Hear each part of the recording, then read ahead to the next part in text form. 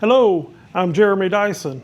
Welcome to Trophy Rides, where we hear the stories behind the rides straight from the owners themselves. Today, we know the Ford Maverick as a mid-sized truck, but this is the original. This car is a work of art and it has a great story.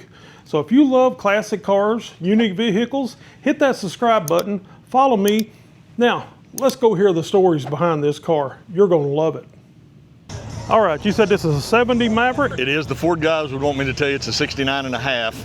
They started building these cars in March of 69, or I'm sorry, in April of 69, and this car was built May 12th, 69.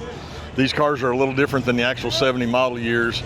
The early cars have the ignition switch in the dash. In 70s, when the feds mandated that the columns had to lock, so the actual 70 cars have the ignition switch in the column. But this was a 6-cylinder, 3-speed, plain as it could be.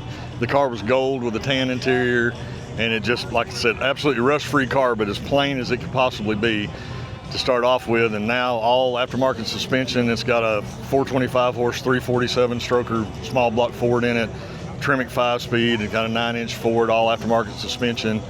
And we painted this car. It's a Mopar Blue Streak is what it's called, and spent 125 hours color sanding and polishing. Got the custom one-off wheels on the deal.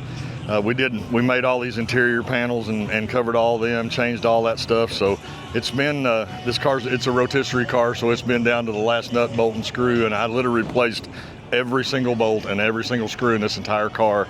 So it's got stainless everywhere that I could put stainless, and it's got grade 8 everywhere else. So, and we drive this car. We get some lumps, you know, in these shows sometimes because we drive it, but we've had this car done for 2 years and it's got 6,000 miles on it. The car was sort of an interesting build because the guy that we bought this car from, it was in the middle of being built when this guy ran out of money.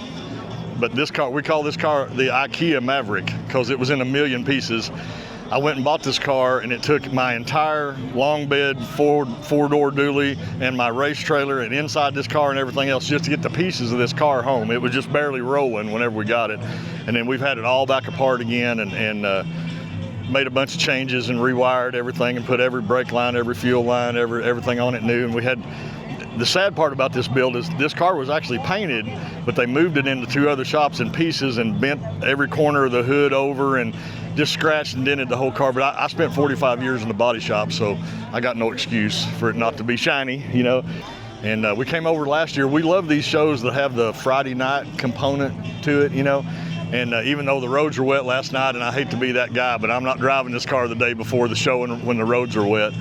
So we didn't get to do that, but last year we met some people that we just become great friends, and we over here staying with them at their lake house and a bunch of other people. And we've been here since Thursday, you know, and we're going to stay till tomorrow night, you know, and go back home. So we've had a lot of fun, and we have a blast with the car. It's fun to drive.